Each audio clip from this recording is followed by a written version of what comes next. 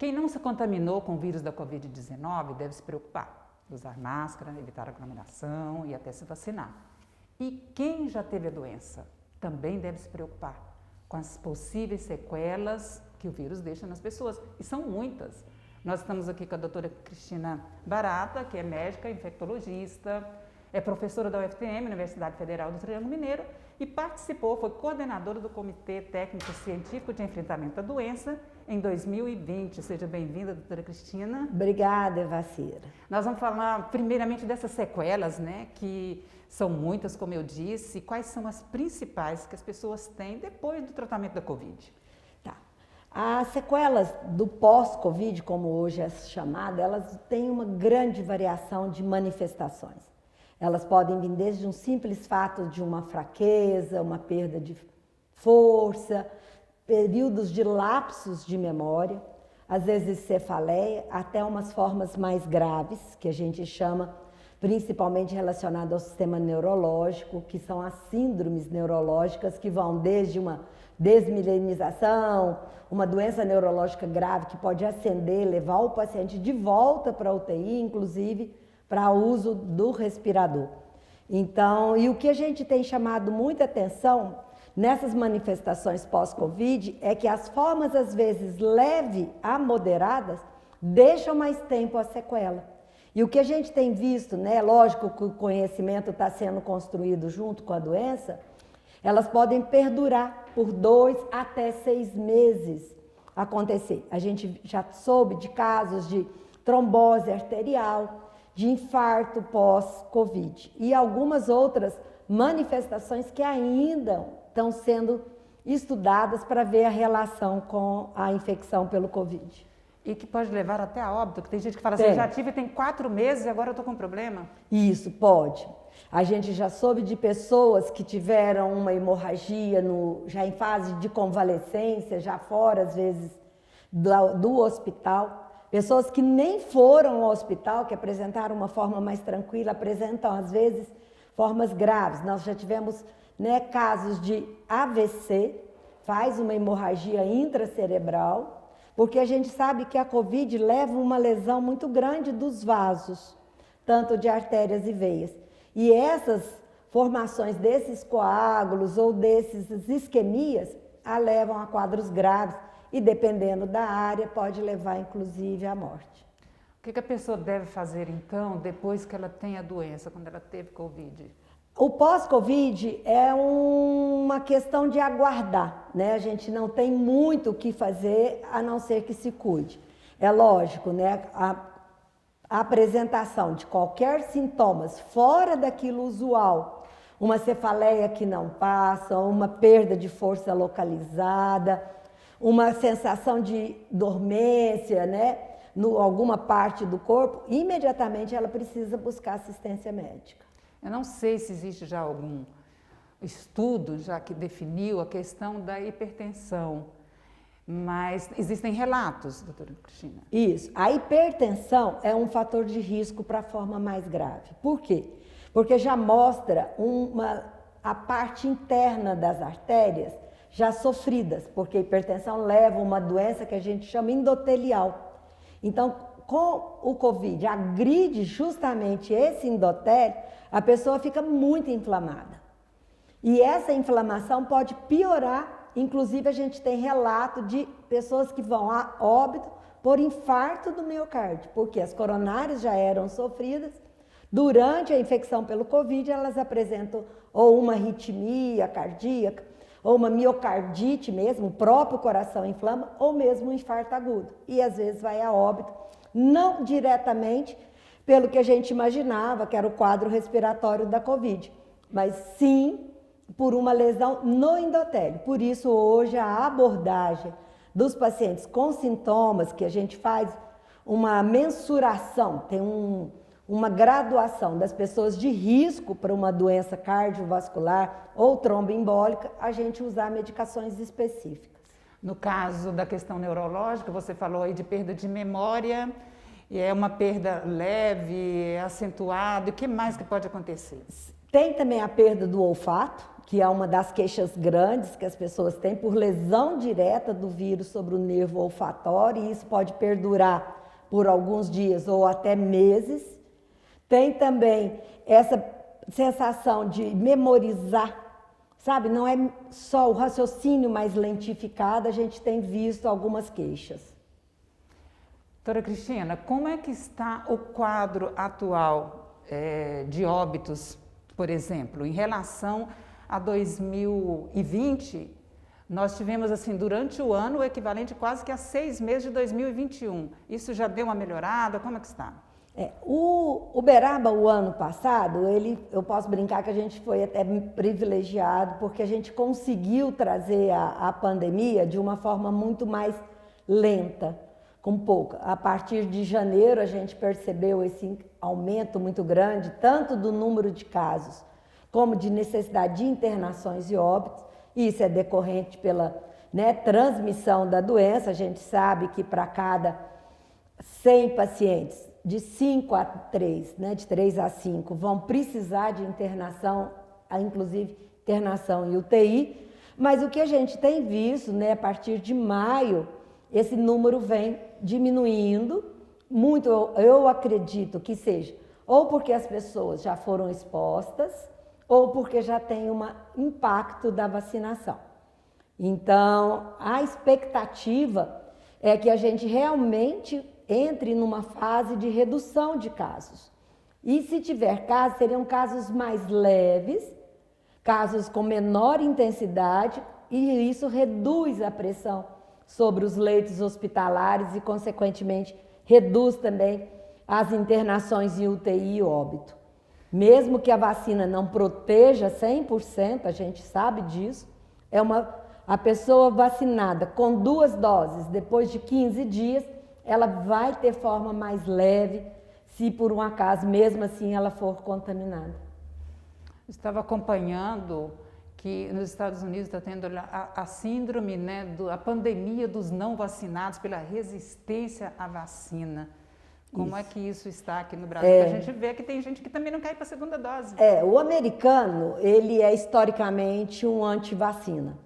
A gente viu muito isso na época do H1N1. Os Estados Unidos foi o país que menos aderiu e teve um grande número de casos, e isso também está acontecendo. E outros países também estão tendo essa rebelião contra a vacina, Isso é uma coisa histórica. O Brasil, desde a época da febre amarela, teve a revolução, da vacina de febre amarela. Então, as pessoas têm um pouco de medo do que é desconhecido. Mas se você fizer um histórico do que as vacinas ajudou a humanidade nos últimos 100 anos, eu acho que é difícil. É lógico que uma vacina que é como a do Covid, que tem ainda em estudos, que a gente tem receio das complicações pós-vacinal, e isso cria um certo dificuldade de todas as pessoas aceitarem. Principalmente aquelas pessoas que tiveram alguns sintomas na primeira dose, ficam altamente receosas de voltar para tomar a segunda, ou quando ficam sabendo, ele já tinha tomado 2 e acabou falecendo. Na realidade, muitos desses casos graves que a gente viu pós a segunda dose, depois de 15 dias, que tem que esperar o efeito da vacina, eram em pessoas que já tinham grandes comorbidades. Então, eram pessoas que tinham doenças de base muito graves, que qualquer infecção poderia ser. E a pessoa tem que pôr na cabeça que não é porque tomou 2 doses, esperou 15 dias, ela acabou de ficar livre das medidas de prevenção, que é o que você falou no início. O uso de máscara, manter o distanciamento, evitar aglomeração e higiene das mãos. E isso é muito importante. Então, as pessoas não podem descuidar. Por quê? Porque a transmissão do vírus ainda é alta. Então, eu tenho muito vírus circulante. E o grande problema do vírus em alta carga circulante é o aparecimento das variantes, que a gente não tem garantia se as vacinas vão proteger tão eficazmente como elas foram desenvolvidas. No seu olhar clínico, você já chegou no estúdio comentando sobre o uso adequado da máscara, mas repassa isso aqui para todo mundo. a máscara, né, ela deve cobrir boca e nariz. Por quê? O vírus é de mucosa respiratória. Então, ele entra pelo nariz, mas não quer dizer que ele não saia pelo nariz. Ele sai também. O vírus está ali. Então, a hora que você fala, você respira, você elimina. No simples fato de você ter um espirro, você elimina em torno de 50 mil partículas. Então, essas partículas têm essa capacidade infectante. E não podemos esquecer, muitas pessoas são totalmente assintomáticas. Elas não manifestam e estão infectadas. Então, o uso da máscara de maneira correta é um ato de civilidade, é um ato de responsabilidade individual. Então, a pessoa está protegendo não só a ela, mas todos que estão à sua volta. E a gente vê muito também as pessoas tá assim perto, né, uma da outra, aí tira a máscara para conversar, aproxima, né, perto. Ou então tá fazendo uma caminhada, tá muito movimento, a pessoa põe no queixo, tem... Realmente, gente, é muito desagradável e você ficar de máscara o tempo todo, em qualquer... Quando que eu devo ficar sem a máscara? Quando eu estou sozinha no meu ambiente, sem ter risco de eu estar transmitindo. Eu não preciso ficar de máscara quando eu estou da minha sala de trabalho sozinha, quando eu estou no meu quarto, mas a partir do momento em que eu vou conviver, participar em ambientes que tem mais pessoas, infelizmente a máscara ainda é um instrumento de proteção muito importante. Você citou aí a quantidade da liberação dessas partículas, elas sobrevivem por quanto tempo no ambiente? O vírus, né, já está provado que no ambiente, determinadas superfícies, ele pode permanecer de horas até dias.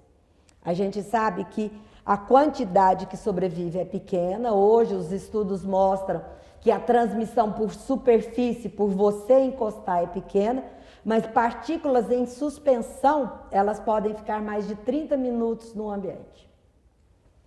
E vamos falar dos efeitos psicológicos, né, desse impacto que causa nas pessoas também. É outra doença, né? A doença mental, né, relacionada.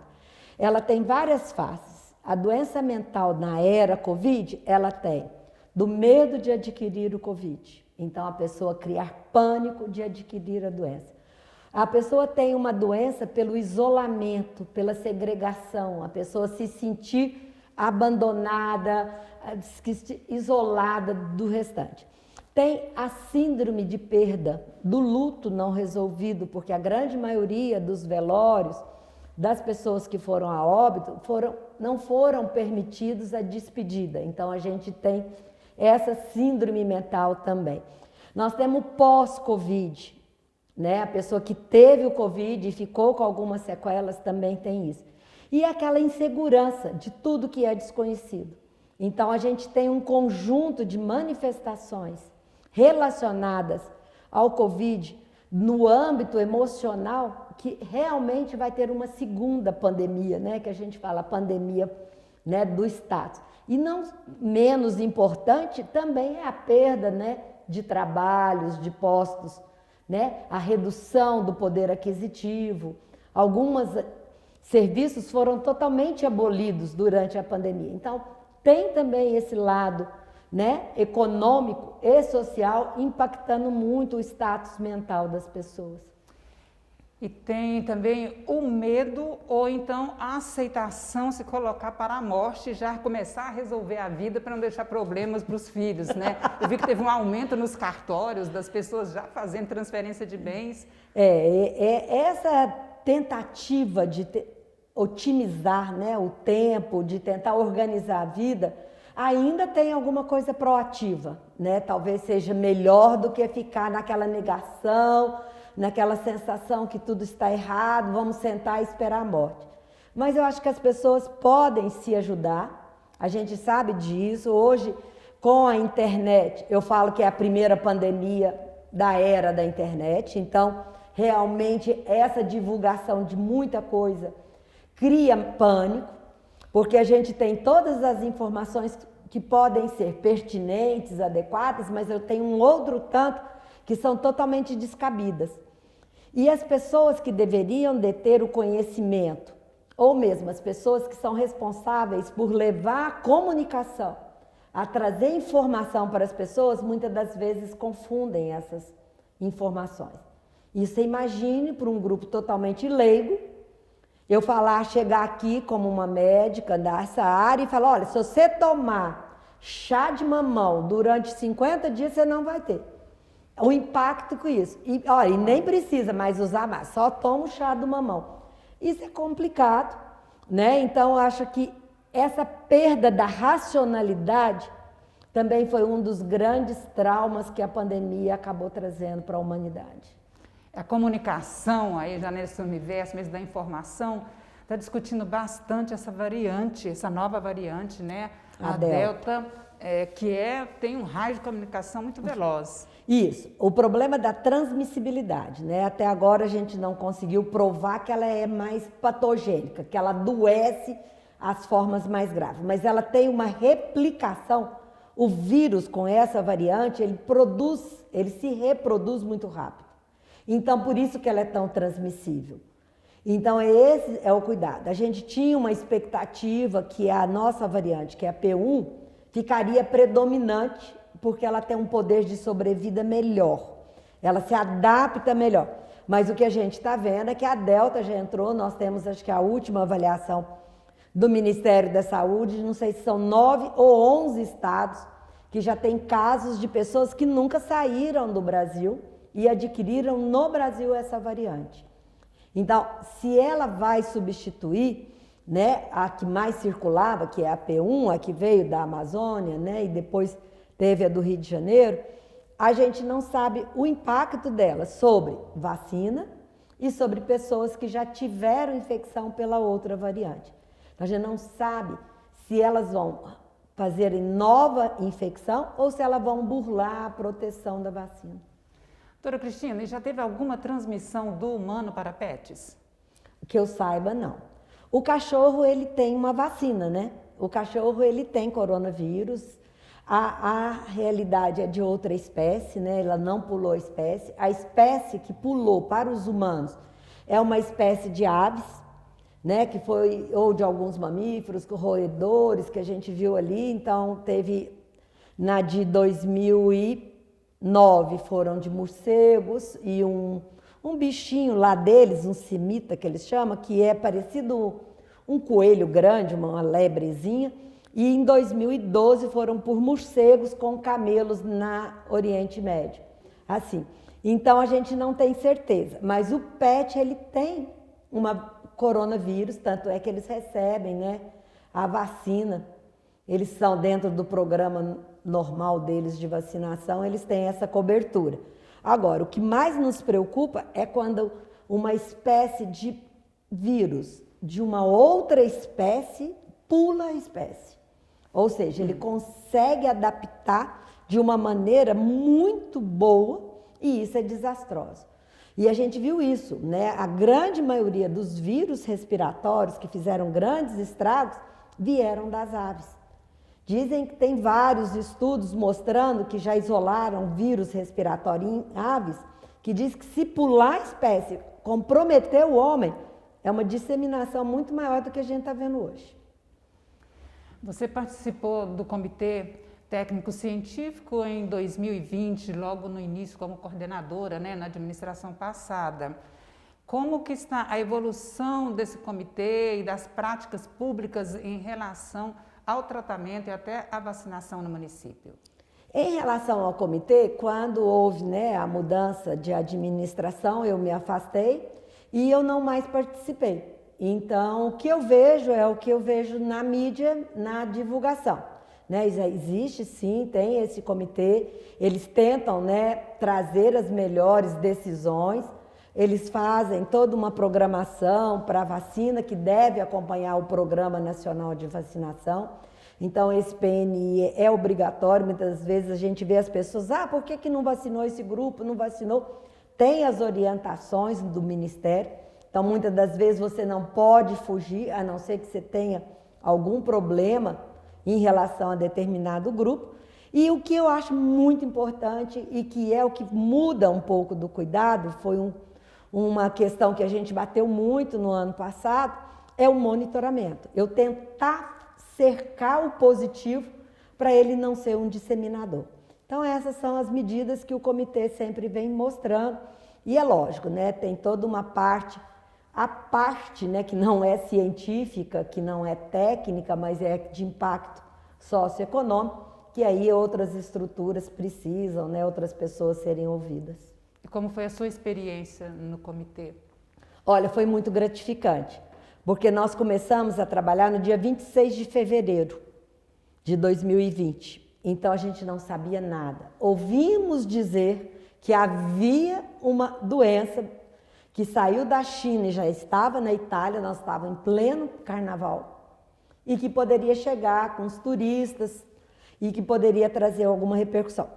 Então a gente não tinha nem casos em Uberaba. O primeiro caso em Uberaba foi 18 de março, que era um caso importado de uma estudante que estava retornando do exterior. Então, na realidade, esse foi um crescimento muito grande, porque é um desafio muito grande. Quando você vai conhecer a doença, você tem que ver as medidas de prevenção, tratamento, o contato, a epidemiologia, tudo junto com a doença. Eu brinco que é mais ou menos assim, trocar a roda do carro com ele andando. E isso é uma gratificação, né? A gente que é da área da ciência, que gosta muito da pesquisa, isso nos enriqueceu muito, apesar de todo o trabalho. Apanhamos muito, né? Porque era regulamentar o coletivo, né? E na época a justiça, né, tinha grandes interferências pela demanda, pela pressão da sociedade, e a gente então tinha que, ao mesmo tempo, fazer as medidas e também tentar responder essas questões advindas do judiciário. Doutora Cristina, existe algum fator genético na contaminação? Olha, eu não sei se na contaminação, mas no desenvolvimento de formas graves já há comprovado. Então a gente vê pessoas da mesma família que umas adquirem a doença de forma leve, com poucos sintomas, e pessoas que vão a óbito. Então a gente vê famílias assim, que 5, 6 infectaram, a mãe e 2 filhos morrem, o pai e o outro filho não apresenta forma com a mesma estrutura. A gente imaginaria que o ambiente, o hábitat deles ali é igual. Então isso tem sim, e tem também uma variação inclusive da manifestação pulmonar, que modifica inclusive o manuseio do paciente na UTI. Então tem pacientes que você tem que adaptar o modo da ventilação mecânica de acordo com a manifestação. Então é uma doença que ainda vai ensinar muito. Eu espero só que ela aconteça como aconteceu em 2012, suma, de repente. Porque em 2012, no Oriente Médio, depois de 3 anos, ela sumiu. Sem vacina, sem remédio específico, sem nenhuma mudança significativa no hábito das pessoas que estavam ali. A gente não conhece por que ela sumiu. Então a gente fica... Não sabemos se esse vírus é mais forte, mais adaptado, vai demorar mais, ou se ele não vai mais sumir, vai virar como a gripe, que eu preciso vacinar, né, periodicamente, ele vai sofrendo mutações. Isso tudo ainda é uma incógnita, não dá ainda para a gente ter certeza do que vai acontecer. Mas a melhor arma no momento para combater é a vacinação? Ainda, hoje ela não isoladamente, não é só vacina. São as outras medidas de prevenção junto, é um conjunto. Agora, é difícil você ficar exigindo, né, principalmente nós brasileiros, que somos muito alegres, muito festivos e somos muito, né, calientes, como vamos dizer assim, você restringir aglomerações, restringir esse contato físico. Mas é as duas medidas ainda, né, em locais. Eu brinquei que a última vez que eu vi o jogo, né, da final da Eurocopa, tinha 70 mil pessoas dentro do estádio na Inglaterra. Eu falei, olha, agora parece que eu estou acreditando que a pandemia está acabando. Mas também não falaram nada se aquelas pessoas teve transmissão ali relacionada àquele evento. Mas pelo que a gente ouviu dizer, a grande maioria das pessoas que ali estavam, ou estavam vacinadas com 2 doses, ou elas já tinham recebido, já tinham tido a infecção. Então, a gente vê que está voltando, mas você vê que Tóquio, né, com a Olimpíada, voltou a ter aumento do número de casos, porque aumentou a circulação de pessoas. Os profissionais da saúde têm trabalhado muito, né? Demais. Exaustivamente. Demais.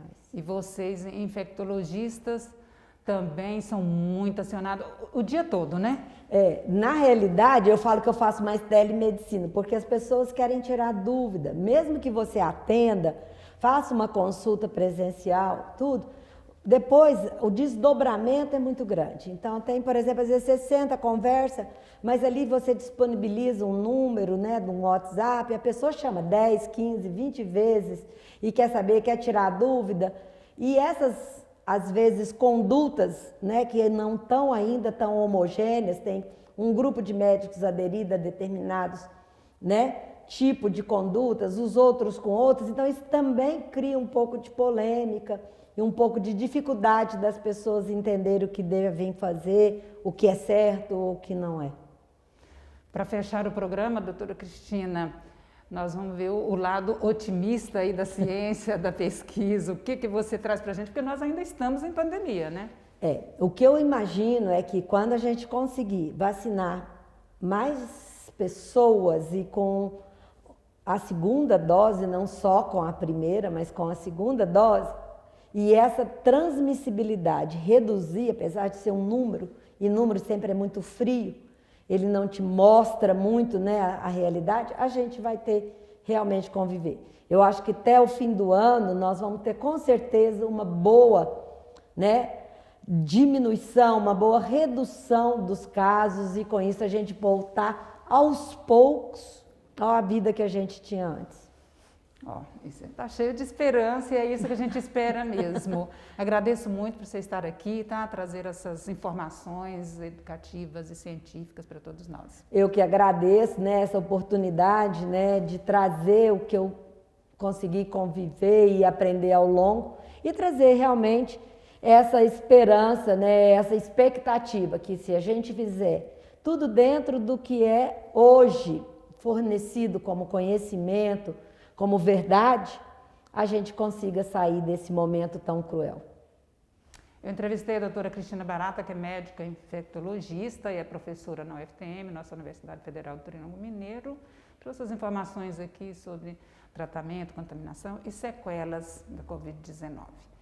Esse programa também você pode acompanhar no meu canal YouTube. Muito obrigada pela sua companhia. Até breve.